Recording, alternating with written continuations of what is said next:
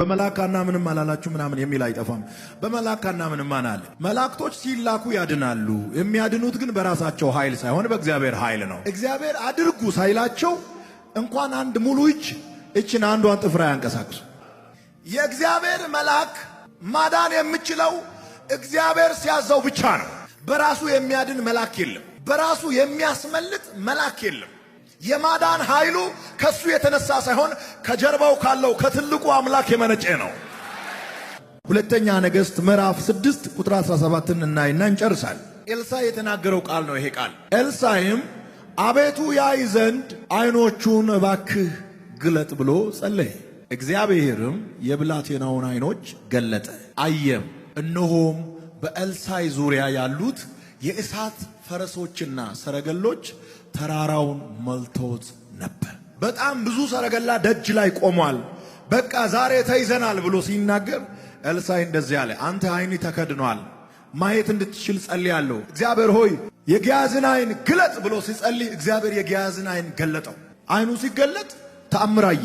በኤልሳዕ ዙሪያ ያሉት የእሳት ፈረሶችና ሰረገሎች ተራራውን ሞልተውት ነበር።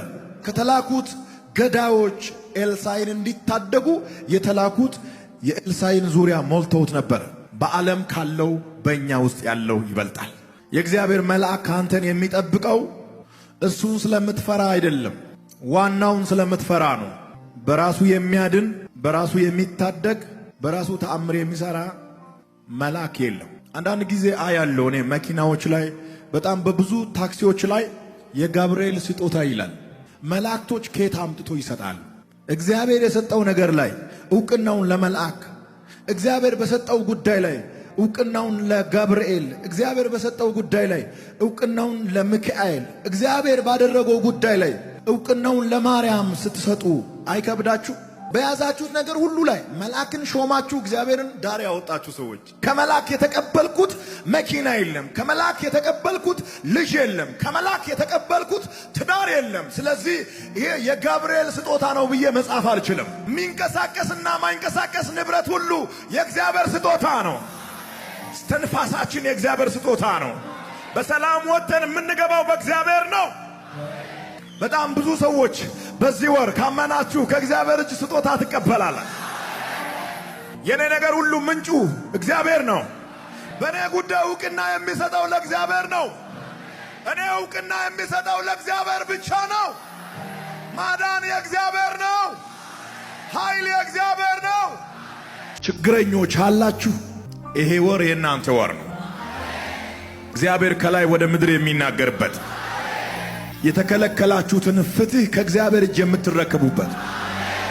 መዝሙረኛው ዳዊት ምዕራፍ 34 ላይ የተናገረው ወይም የዘመረው መዝሙር ፍትህ በማግኘቱ ምክንያት የተዘመረ መዝሙር ነው። ተገፍቼ ነበረ፣ እኔ ሲዋረድ ከኔ ጋር የተዋረዱት፣ እኔ ሲገፋ ከኔ ጋር የተገፉት፣ እኔ ሲቀበር ከኔ ጋር የተቀበሩት አንድ ላይ ፍትህ ስላገኙ እዘምራለሁ። እግዚአብሔር የፍትህ አምላክ ነው።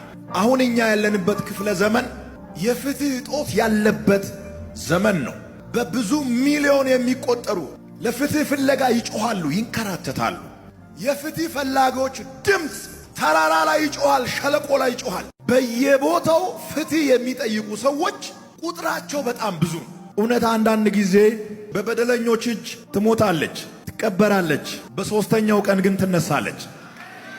አርብ ከሰዓት በኋላ ከ9 ሰዓት ጀምሮ እስከ እሁድ ማለዳ ድረስ እውነት አፈርና ድንጋይ ለብሶ ተኛ።